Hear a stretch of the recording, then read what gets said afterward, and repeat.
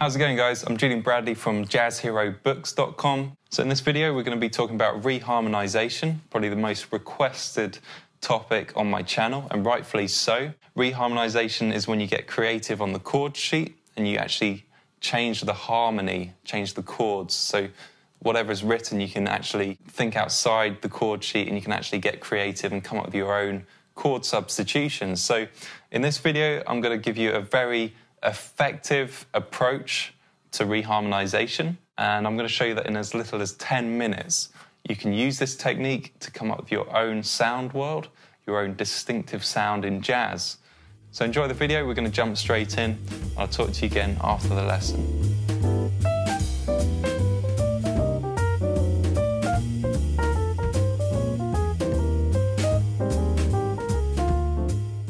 So for this video, I'm going to use a jazz standard, one of my favourites. It's called Afternoon in Paris. It's a bebop standard. Here's how it sounds.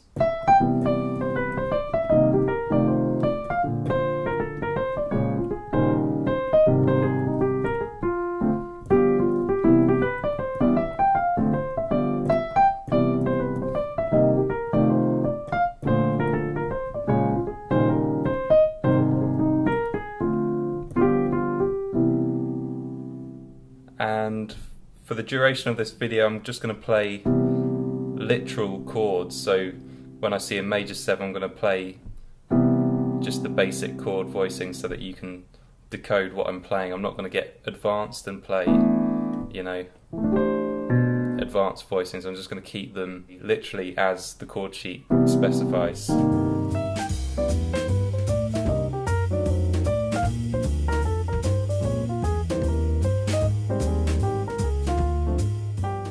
So what is a rule? Well, a rule could be every time we see a major 7 chord, we're not going to play a major 7 chord, we're going to play a minor 7 chord, but a whole step up. So if the chord sheet says C major 7, we will play a minor 7, but a whole step up. So a D minor 7 is what we would play.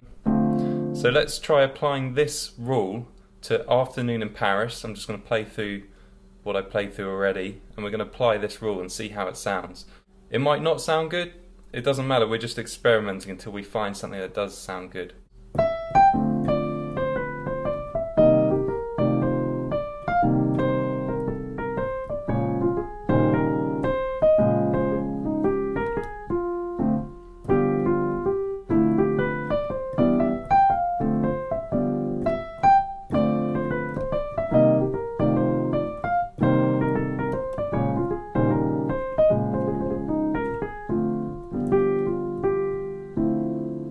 So that was a significantly different sound. Again, I'm just playing basic chord voicing, so it can only sound so good, but it has this completely new character of being unresolved even from the very start. The ear can hear that that's not a resolved chord, whereas in the original it is a resolved chord.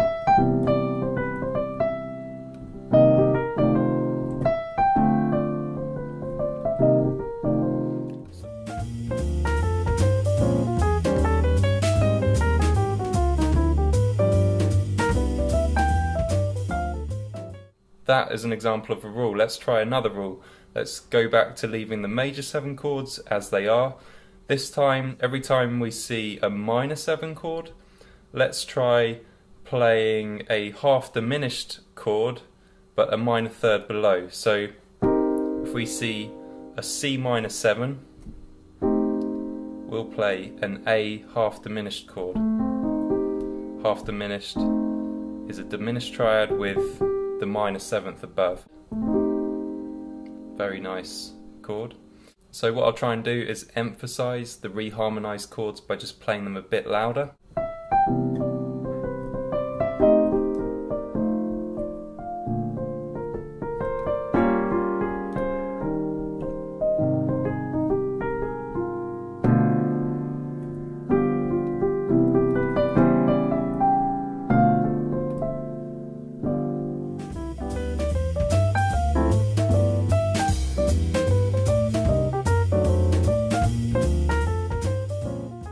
So now let's try another rule. Let's apply it to dominant 7 chords. Let's say every time we see a C dominant 7, we will play a dominant 7 chord a major third below, so transpose down a major third. And when I say when we see a C dominant 7, I mean any dominant 7. We've made a rule and we're going to apply it to every dominant 7.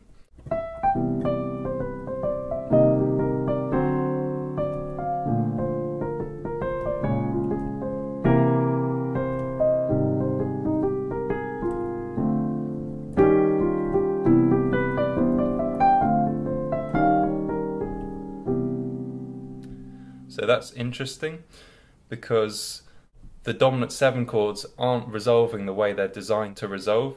A dominant 7 chord wants to resolve down a fifth. And it's interesting that in this reharmonization, that rule is getting broken because I'm substituting the dominant 7 chords for different dominant 7 chords. And of course, they're not resolving the way that they're designed to.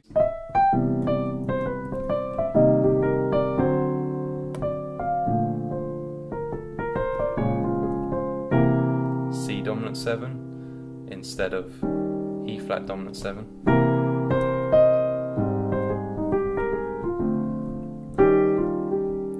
E flat dominant 7 instead of G dominant 7.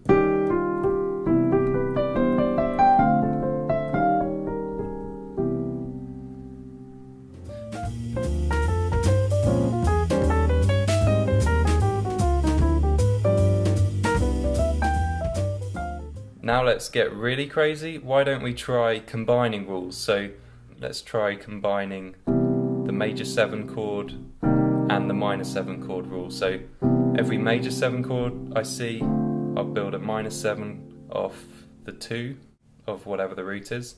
And every time I see a minor 7 chord, I'll play a half diminished chord but a minor third below.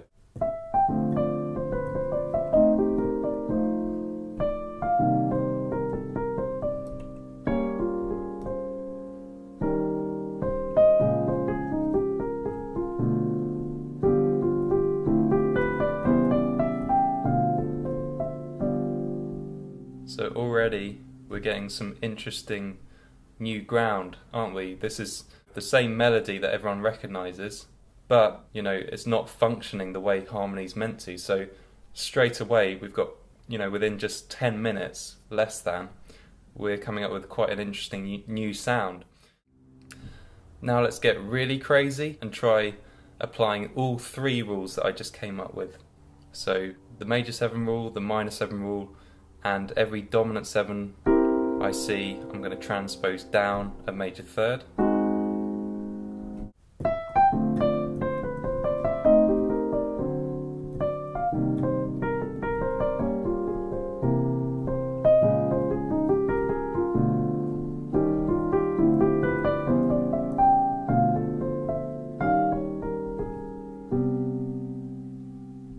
And this is quite a lot of brain work, so by all means just take a pencil to the chord sheet and write out what it's going to be.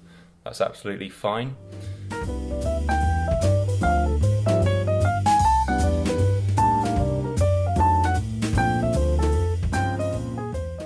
One thing to bear in mind, when you change the harmony, you're changing the scale that you're in. So you may have to alter notes that are in the melody. So say you had a rule that was every time you see a major 7 chord, you're going to play a minor 7 chord.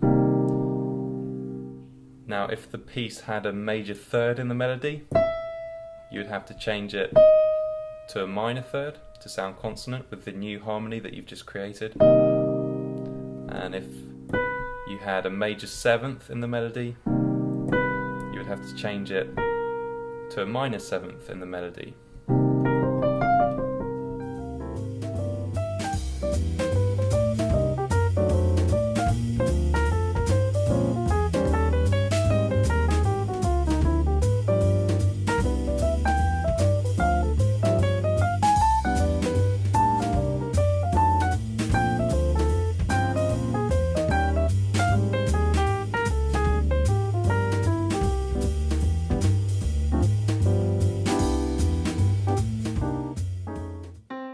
Are you tired of playing overly simplified jazz piano arrangements like this one?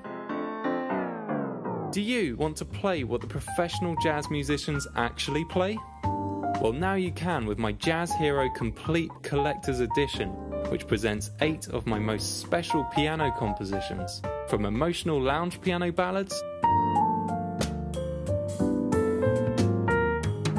to upbeat Latin pieces from Brazil and Cuba.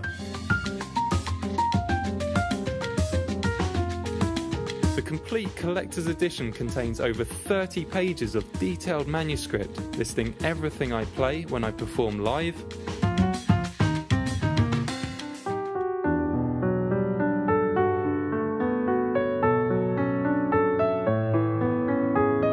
so don't miss out on my limited time introductory offer. Visit jazzherobooks.com or simply click on the link in the description box below this video. It's time to take your jazz piano playing to a whole new level with my Jazz Hero Complete Collector's Edition.